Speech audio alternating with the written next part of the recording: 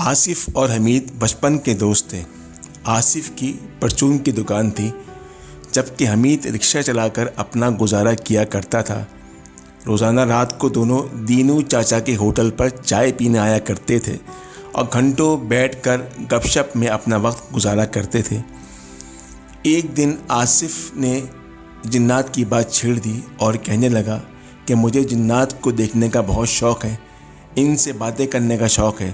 حمید نے کہا کہ یہ ممکن نہیں ہے، کیونکہ سنا ہے کہ جنات کسی کو دکھائی نہیں دیتے، البتہ اگر وہ چاہیں تو اپنا روپ بدل کر سامنے آ سکتے ہیں۔ مگر تم کو جنات دیکھنے کا شوق کیوں ہے؟ بس یار، ان سے دوستی کرنا چاہتا ہوں۔ او بھائی، تم اپنی دکان پر توجہ دو، یہ جنات وغیرہ کے چکر میں مت پڑو۔ حمید کی بات سن کر آصف خاموش ہو گیا۔ رات کو وہ اپنے بستر پر لیٹ گیا۔ اچانک اس نے کہنا شروع کر دیا کہ اگر میرے کمرے میں کوئی جن ہے تو وہ مجھ سے بات کرے، میرے سامنے آئے، میں اس سے دوستی کرنا چاہتا ہوں۔ نہ جانے کیوں اس نے یہ بات کہہ تو دی، مگر اسے یہ نہیں معلوم تھا کہ اس کی یہ کہی ہوئی بات سچ بھی ثابت ہو سکتی ہے۔ آصف تہجد اور 5 وقت کی نماز باقاعدگی سے پڑھنے کا عادی تھا۔ تہجد پڑھنے کے لیے جب وہ جاگا تو اس نے محسوس کیا کہ ایک مسحور کن خوشبو اس کے کمرے میں گردش کر رہی ہے۔ آصف اپنے کوارٹر میں اکیلا رہا کرتا تھا۔ اس کی شادی ہو چکی تھی اور اس کے گھر والے گاؤں میں رہا کرتے تھے۔ آصف نے دل میں سوچا کہ محلے کے کسی گھر میں اگر بتی جل رہی ہوگی، جس کی خوشبو پھیلتے پھیلتے اس کے کمرے تک بھی آ گئی۔ پھر اس نے وضو کیا، تہجد کی نماز پڑھی اور نماز پڑھنے کے بعد وہ سو گیا۔ فجر کی اذان نے آصف کو نیند سے بیدار کر دیا۔ وہ اٹھا، وضو کیا اور مسجد کی طرف روانہ ہو گیا۔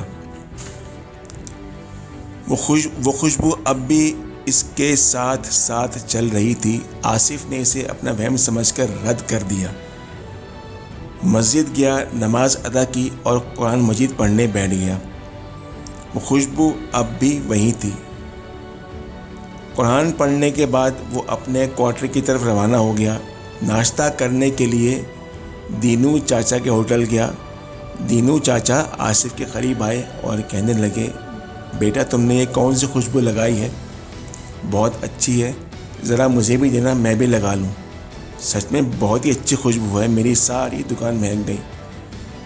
آصف نے کہا، چاچا میں نے تو کوئی خوشبو نہیں لگائی، مگر بیٹا خوشبو تو تمہارے پاس سے ہی آ رہی ہے۔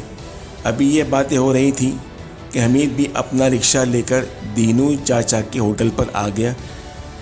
دینو چاچا، بہت ہی اچھی خوشبو دکان میں سے آ رہی ہے۔ بیٹا یہ خوشبو آصف نے لگا رکھی ہے، میں اس سے یہ خوشبو مانگ رہا ہوں، مگر یہ کہتا ہے کہ یہ خوشبو اس نے نہیں لگائی۔ حمید، میرے یقین کرو، میرے پاس کوئی خوشبو نہیں ہے اور نہ ہی میں نے کوئی خوشبو لگائی ہے، مگر آصف خوشبو واقعی تمہارے پاس سے ہی آ رہی ہے۔ آصف خود بھی حیران تھا کہ اس کے ساتھ یہ سب کچھ کیوں ہو رہا ہے۔ ناشتے سے فارغ ہو کر وہ اپنی دکان پر آ گیا۔ جو بھی گاہک آتا رہا وہ اس خوشبو کی تعریف آصف سے کیے چلا جا رہا تھا۔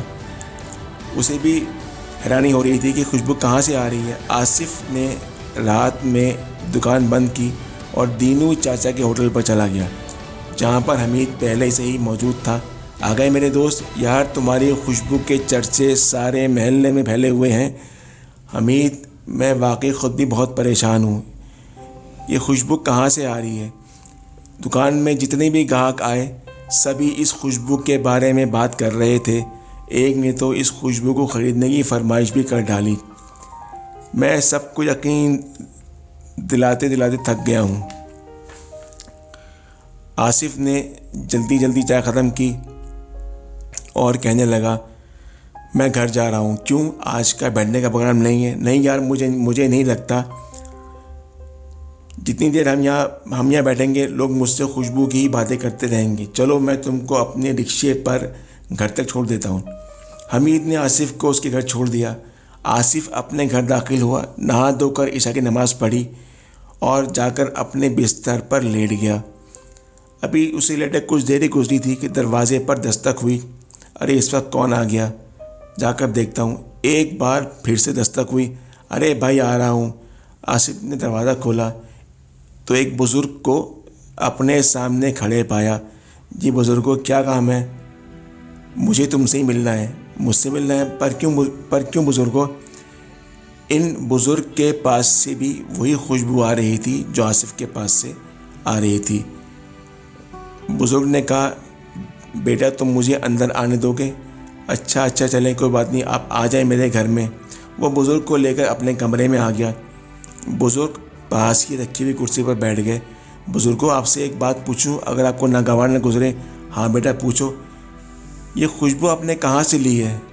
کیونکہ کل سے یہ خوشبو میرے پاس سے بھی آ رہی ہے، جہاں جاتا ہوں لوگ مجھ سے اس خوشبو کے بارے میں ہی پوچھتے ہیں۔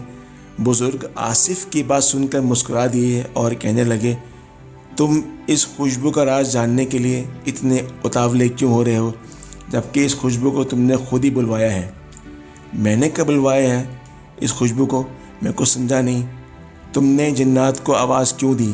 بزرگ نے کہا میں نے کب آواز دی؟ پھر آصف کو یاد آ گیا کہ اس نے تو کہا تھا کہ اگر میرے کمرے میں کوئی جن ہے تو مجھ سے بات کرے، میرے سامنے آئے، میں اس سے دوستی کرنا چاہتا ہوں۔ جی بزرگوں مجھے یاد آ گیا، تو ہم حاضر ہیں، کر لو دوستی ہم سے۔ میں سمجھا نہیں۔ بزرگ نے کہا تم نے خود ہی ہم سے ملنے کی خواہش ظاہر کی تھی، لو مل لو ہم سے۔ میرا نام وجدان ہے اور میں ایک جن ہوں۔ میں بہت سالوں سے اس کمرے میں رہتا ہوں اور اللہ کی عبادت کرتا ہوں۔ تم صبح کے گئے شام میں آتے ہو، کمرے کو صاف ستھرا رکھتے ہو، نماز پڑھتے ہو، تہجد پڑھتے ہو، اس لیے تم اس کمرے میں رہ رہے ہو۔ یہ سن کر آصف کا سر چکرانے لگا۔